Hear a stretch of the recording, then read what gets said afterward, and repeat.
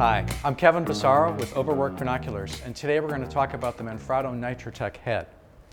It's available in two models, the 608, which handles up to 17 pounds of load, and the 612, which handles up to 27 pounds.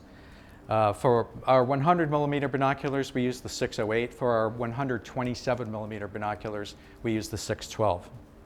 The thing that's unique about the Nitrotech head is it has what's called a continuous counterbalance.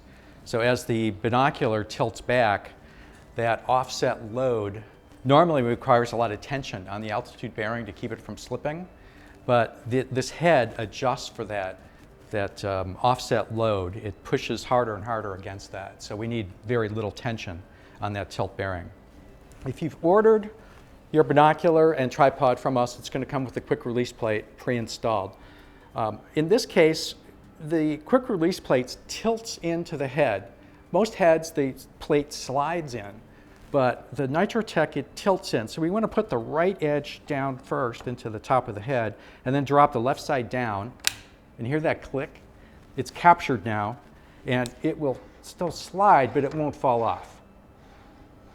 The next thing we need to do is find a balance point. That's front heavy, go back a little bit, back a little more. Right there.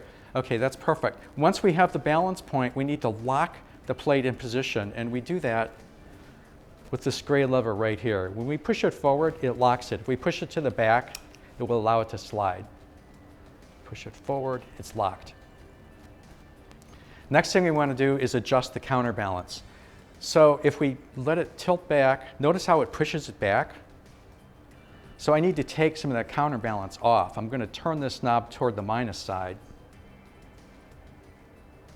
That's better. A little bit less.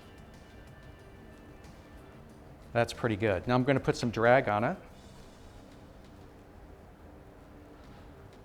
And you can see it's a small amount of drag. I can push this around with one fingertip.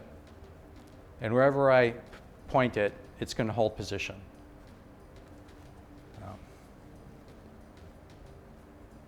If we want to lock down the tilt, that's the outer knob here, we can do that. And it's probably a good idea to do that when we're mounting and dismounting the binocular.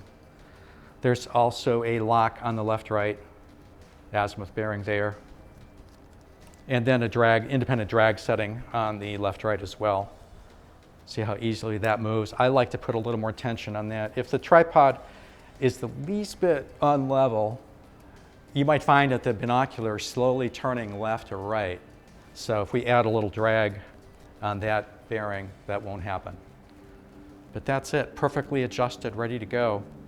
Now the only other thing to know is when you remove the binocular, it's a little bit tricky, and that's intentional so that the binocular doesn't accidentally come off. There's a button up front that we have to push while we simultaneously push the gray lever all the way to the back. You also have to have a hand on the handle, so we have to do this operation with one hand, like that, and then I can tilt it off, opposite the way it went on, and lift off like that.